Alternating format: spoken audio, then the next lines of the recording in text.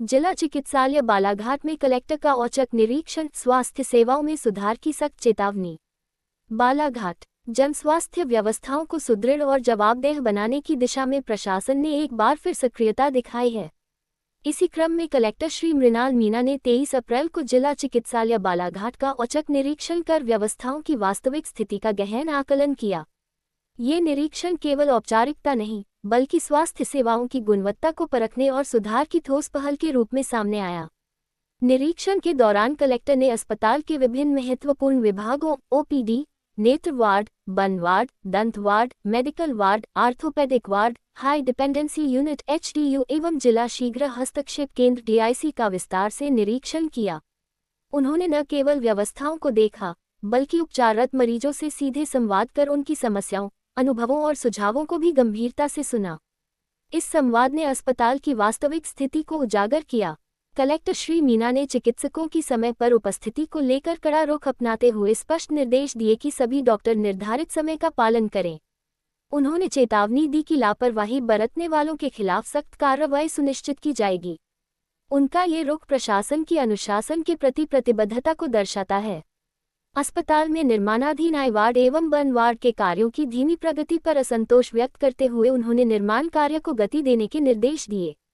साथ ही कोविड काल में निर्मित नए आईसीयू में पुराने आईसीयू को स्थानांतरित करने तथा पुराने आईसीयू के नवीनीकरण कार्य को शीघ्र प्रारंभ करने के निर्देश दिए, ताकि गंभीर मरीजों को बेहतर सुविधाएं मिल सकें।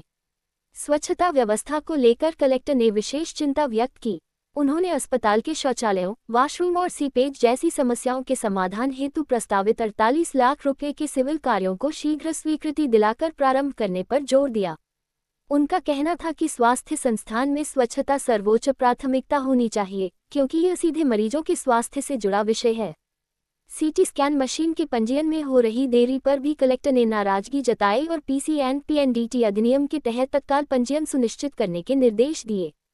उन्होंने स्पष्ट किया कि इस मामले में किसी भी प्रकार की लापरवाही बर्दाश्त नहीं की जाएगी और जिम्मेदार अधिकारियों पर कानूनी कार्रवाई की जाएगी।